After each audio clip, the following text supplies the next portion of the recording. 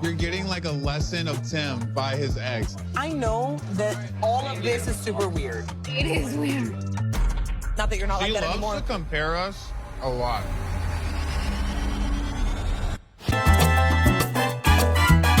Hi guys, welcome back to Nikki Faces Reality.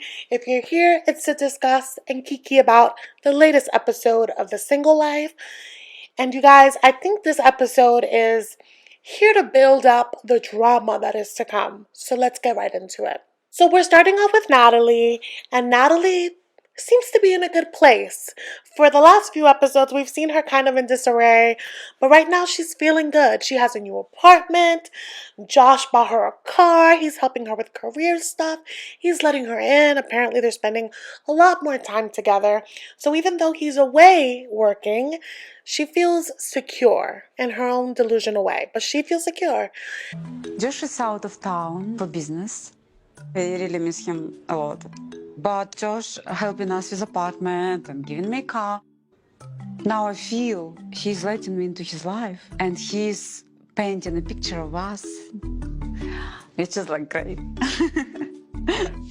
And so we see her going to get some food with her mother. And they get into a conversation about how different the people are in America. I mean, after all, her mom is older and she's had her entire life in the Ukraine. So she's making comparisons about how people are back home and how they are here. And of course, this conversation pivots to Michael. She's like, that Michael, he was kind to me all the time. He even called me mommy. And from Natalie's expression, I got the feeling that her mom brings up Michael a lot. Michael is the apple of her eye. And Natalie is really not trying to have it. She's trying to build this life with Josh, and she needs her mom to get with it. So she's like, Mom, when I left Michael, we stopped talking, and then I met another man. And her mom is like, and I'm happy for you. But can we call Mike? Because, you guys should be friends by now. Mama really is not letting go of the fact that Josh did not pick them up at the airport. And she wants what she knows. And she was, and Mike was in her life for a long time. Mike was the one that made it possible for her to come to America. She wants kids. She wants grandkids. So she's like, Michael is the perfect man. Let's call him. And I was so surprised that Natalie was like, yeah, let's call him. And the phone was ringing and I was like, is Mike gonna answer? Hi! Thank you for pick up. Okay, I have a great surprise. Close your eyes. Майкл, привет! Я благодарю тебя. I appreciate it. Майкл, спасибо. Майкл, мы не виделись целых 3 года, как ты приезжал к нам. Давай встретимся и вместе пообедаем, кофе там, чай. Mama saying like, she asked, would you be happy to meet for lunch sometime? Yes, definitely, Mama. Ну давайте встретимся дружно. Давайте. We can discuss it later. All right, you can keep in touch. All right. Bye. Michael answers, and the way Natalie's like, oh my God, and like the way she's acting, I'm just like, the way that she acted towards Michael was definitely a performance for her mom. Because I really highly doubt that they're on that good terms that she could just be all chummy with him. Like, she abandoned him after all. So it was very strange. I would love to know what you guys thought about that moment. But Michael is really sweet. He's immediately being like, oh my God, Mom, how are you? Mama Natalie wastes no time in being like, Mike, I miss you. We should have lunch and tea together. But he agrees, and then Natalie takes the phone and she's like, yeah, we'll coordinate that later. I just can't imagine receiving a call from my ex-spouse that abandoned me a few weeks after our marriage, who hated my mother, who hated my guts, who gave away all the presents I got her while in the marriage. I just can't imagine being that way. I mean, Mike must be really healed. He must be really mature because I just don't know if I would experience that emotion. And so, in the teaser for this season, they did show us that Natalie is going to see Mike face to face.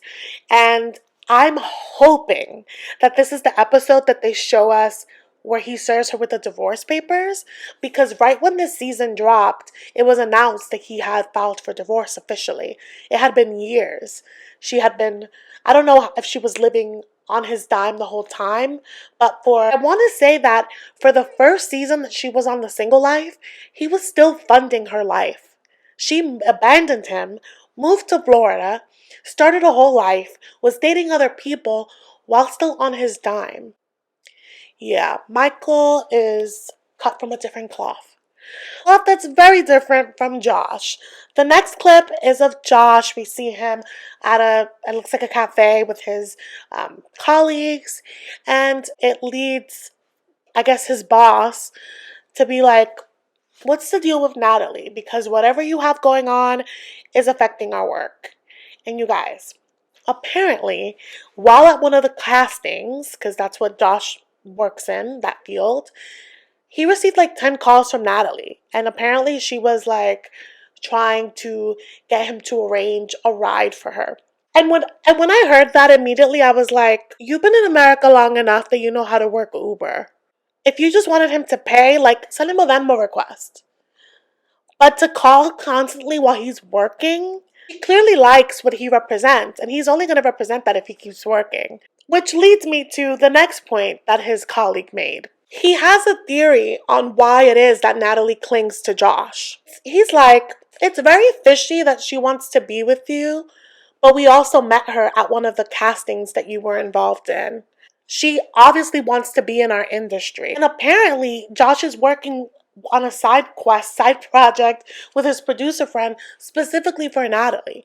This is her dream come true. Realistically speaking, I don't think it's bad to want a network or to want to build a connection with someone. Now, to initiate a relationship based off of that, like to go into something purposely trying to use someone, that is not okay. But to build something with someone and then later on be like, hey, like, I'm sorry to ask, but like, can you help me out with this? Like, I'm really trying to, get my feet wet in this industry, or to help with paying my bills so that I can like survive. I don't think that's a bad thing. But I hear his friends, and I really love that they're being so honest and direct with him. They flat out told him, Josh, you're being used and you're playing stupid about it. We all need friends to tell us how it is, okay? Yeah, it's hard to say. I mean, yes, Natalie is an opportunist, in my opinion, but just in general, not necessarily in connection to Josh. But I've always highlighted in the videos that I've recapped about Natalie that she is fixated on Josh. She happens to be attracted to him. She happens to like him a little bit. She likes that he puts up with her crazy. But most of all, I think that she is fixated with what he represents. He's someone that is around models constantly. And from what I've seen, I feel like being with Josh and him accepting her is the prize for her.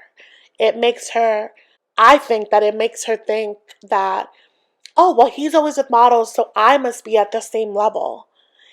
And that's why she's constantly clinging on to him, because he does represent this world that she wants to be a part of.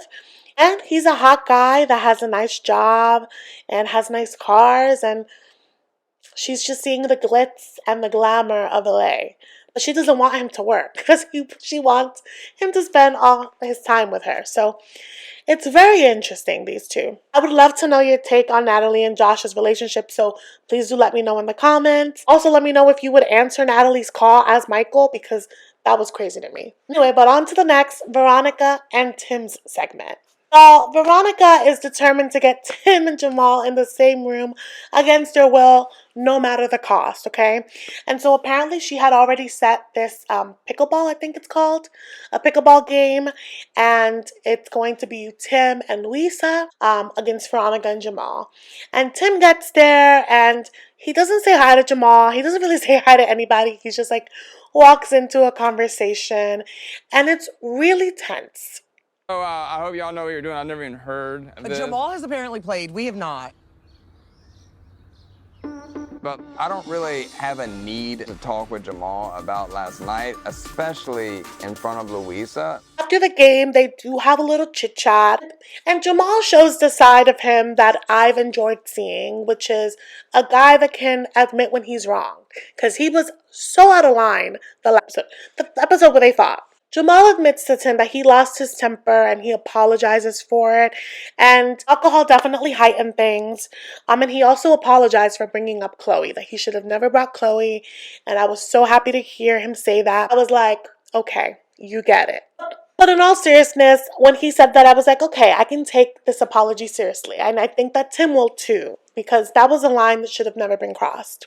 And Tim, like he was that night, remains chill, and he tells Jamal that he understands, and he also recognizes that he can be a bit overprotective over Veronica, and that's largely because he's the one that's there to pick up the pieces when she gets heartbroken. And she's like, you know what, if you like, I'll back off, but if you have any questions or you ever want to talk about something, like, let's do it in a cordial way. That's what it should have been like from the beginning. Guys, I'm sorry, but it is human nature to talk shit. It is natural to talk shit to your bestie. It's natural to talk shit to your partner. Veronica, though, and I love you, Veronica, but you were a messy bitch in sharing what they tell you to each other. You are the safe space for each of them. Keep that separate. That is not meant to be merged. Por favor, you're not going to have peace if you just keep spilling the beans. But what I love about Tim, that he's not trying to be fake either. He's not pretending that they're going to be best friends. He's just like, it's going to take some time, but we know what we know. The double dates are far from over because Veronica is just like, oh, I've always wanted to go on a double date with you, Tim. And Tim is like, and I'm just like, girl, you gotta let it go. I understand you and Tim are close, but you have to live separate-ish lives to start, you know?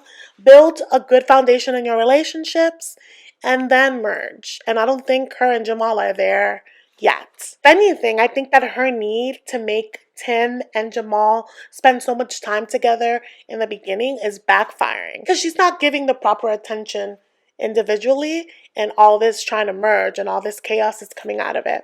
And this dinner continues to prove that. They're ordering food, and Tim is like, Veronica, you know how I like my steak. How do I like it?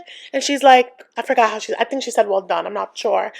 And then he was like, yeah, that. And she was like, wait, you want me to order it for you? That moment, we've all seen Veronica and Tim, and they are like an old married couple.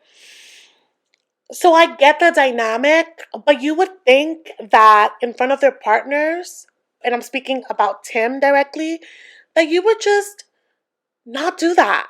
Like, the lack of self-awareness of like how other people will feel, that I'm like, come on, Tim, like, that's not cool. Like, you're not making it any less weirder. Also, you are a grown-ass adult. Well, in that moment, I was like, did you do that on purpose, or are you just oblivious? Let me know what you think about that. But yeah, it was weird. I'm not threatened by Tim in any way, shape, or form, but it's just kind of a strange thing to do in front of a potential partner. I thought, as a grown man, you know how you like your steak cooked. And the more I think about it, I'm like, what the Oh, it's weird to me. And Jamal has kind of been seeing this for a while, and he's really like obviously weirded off by it. But also there's no consideration on Tim's behalf for Luisa, who's very new to this dynamic. And Jamal's trying to shake off the weirdness of the moment that they just experienced. So he asks Tim and Luisa, how's dating going? Are you guys exclusive yet? And Tim takes over the conversation and continues to be odd. The way he talks about it, it's just like, We haven't even had that discussion. Like, so, you know, we're like testing the waters and seeing how things going. So I guess that we are like friends. So y'all are just friends? the point is, nothing that he said screamed romance. Nothing that he said gave the vibe of someone that's yearning for someone. It was so dry. And I knew that I wasn't crazy because Luisa responded to it like, oh, okay, then I guess we're friends. And Tim's face when he registered that, like, she disconnected a little bit in that moment. It took you that to realize that you put your foot in your mouth? Come on, Tim. Of course, the Tim whisperer, Veronica, tries to step in to try to fix it or be kind of a wingman to Tim, but she makes things a little bit weirder. Like, oh, don't worry about it. Tim is just slow to do things.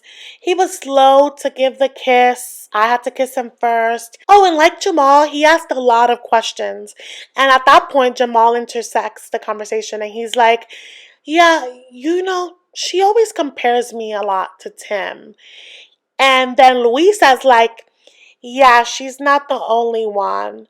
So apparently, Tim has been comparing Veronica and Luisa too. And that can make things a little gray, right? Because it's like, so what's really happening here? Tim is looking guilty as heck, and Veronica then steps into Luisa to have a girl talk in Spanish. And she's like, look, I know this is very weird. I want you to know, I know that all of this is super weird. Like, I get that. It is weird. Si tú te sientes incómoda, tú me dejas saber, ni le tienes que decir a él. Tú me dices, oye, It's crazy how amazing it would be if we could all be in on this before we leave. it's a girl-to-girl situation. I'll fill you in later. Para esto, pero para verdad. Tú me dejas saber cualquier preocupación que tú tienes, porque de verdad, es una cosa rara, pero yo creo que, de nuevo, las cosas raras nunca, no siempre tienen que ser cosas malas. Yo te quiero agradecer a ti por ser tan bonita. Jamal is annoyed because he's like, this is rude for you to have a side convo in the middle of this convo in a language that we can't even understand. Veronica kept going, and Jamal must have like gotten the gist of what she was saying, because then he looks at Luisa and he's like, isn't this weird to be getting the lowdown from his ex? Like, isn't that weird? He's really hung up on the specifics that on paper Tim is Veronica's ex.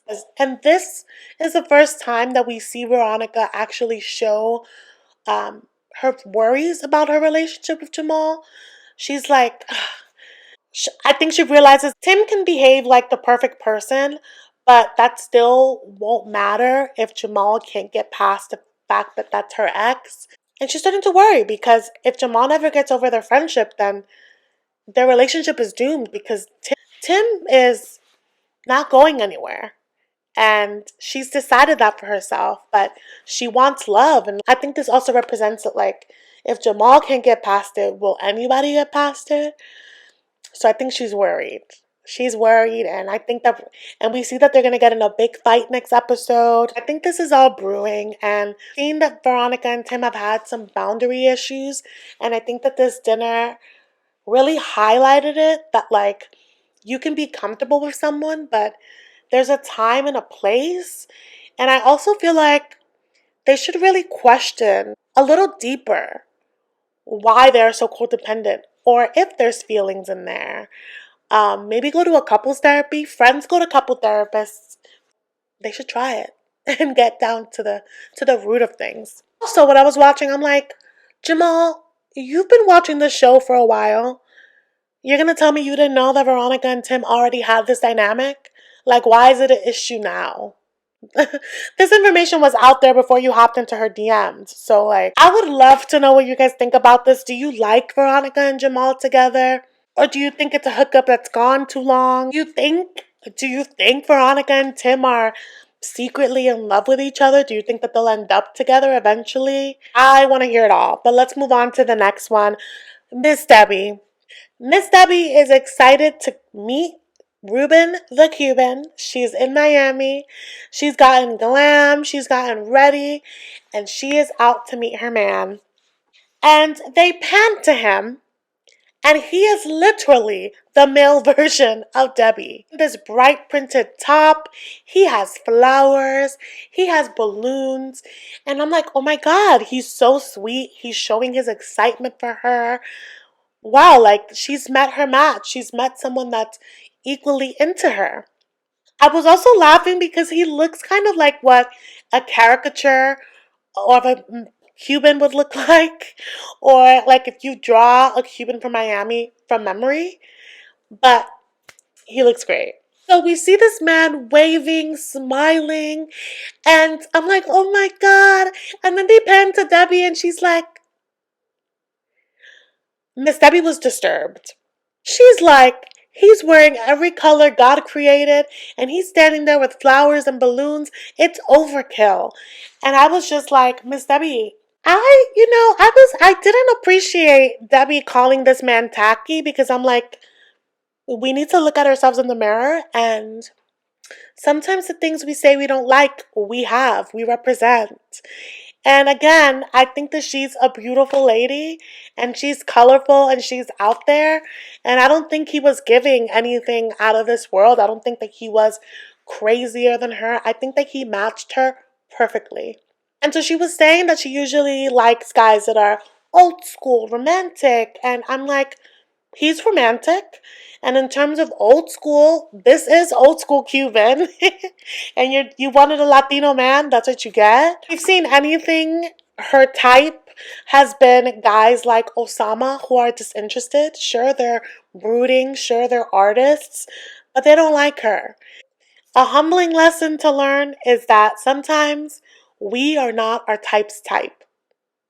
So we need to really open the net of possibilities and we'll find something good there. And this man is so excited, so eager to show her around.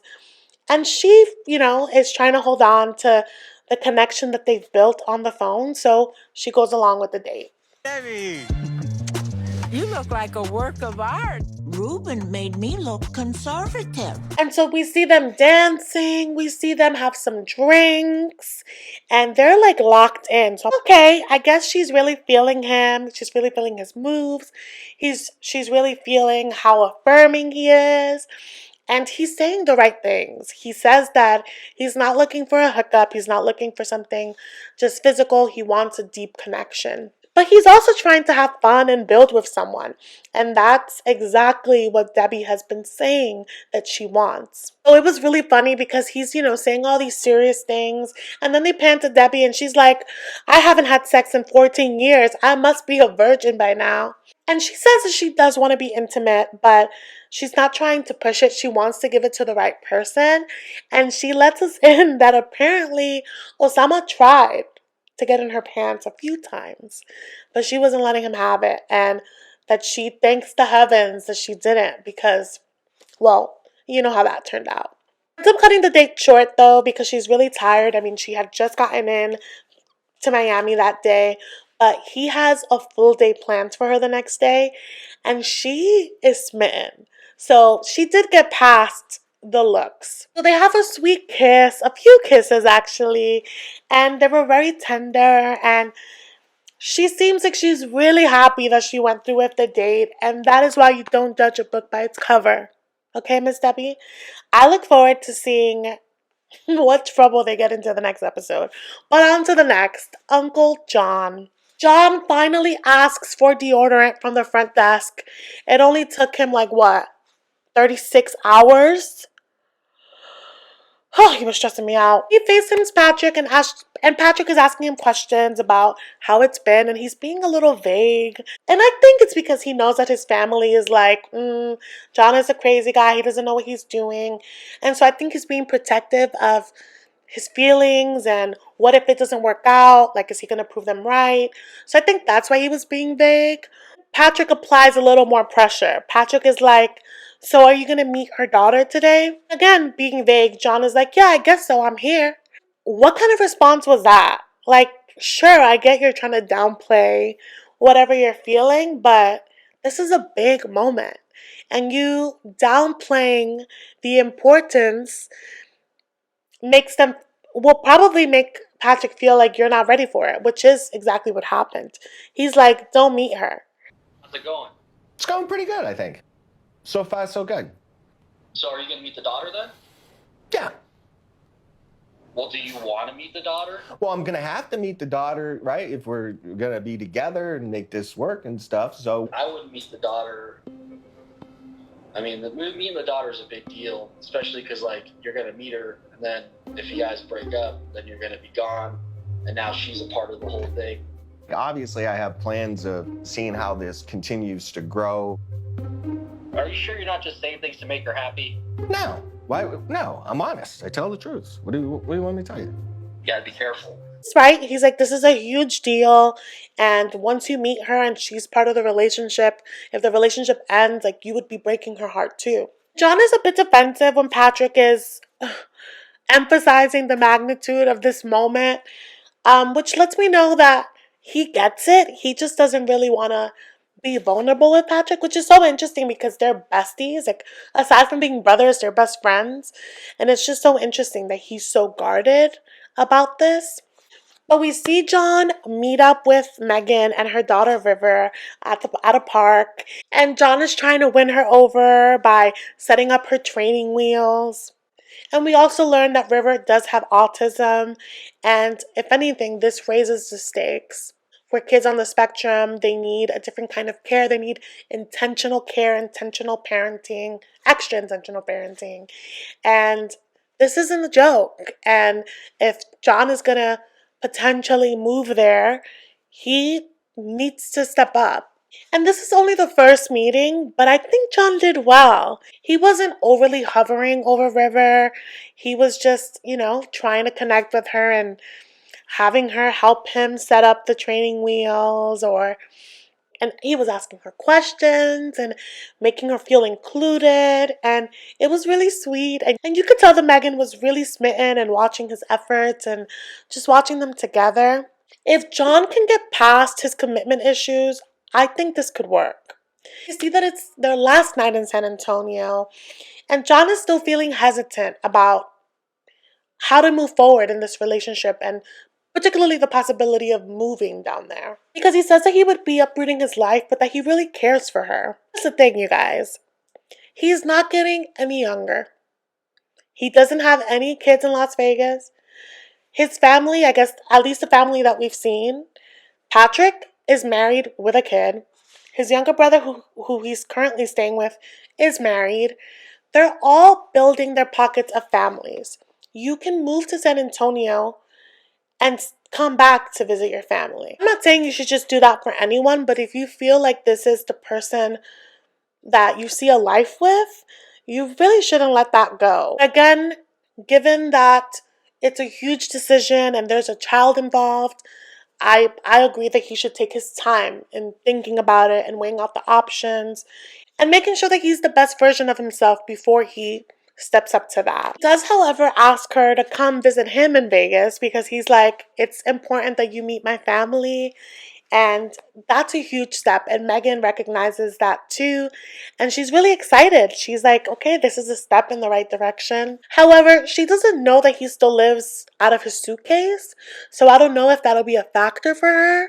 But at the same time, she didn't care that he didn't brush his teeth for 24 hours.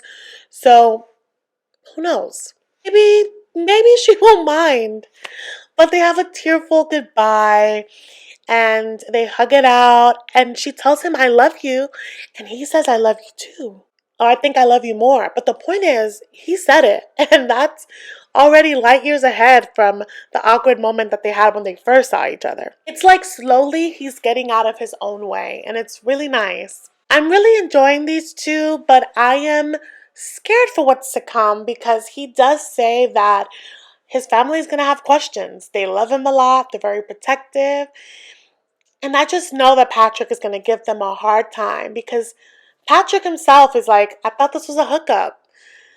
So I anticipate drama coming their way. But I hope that it doesn't last too long. I hope that they have a happy ending. I would love to know what you guys think about it. I will definitely be keeping up with them. Thank you guys so much for watching this video. Please do like and comment and share and all that good stuff. And make sure to subscribe so that you don't miss out on any of my recaps. And I'll see you in the next one.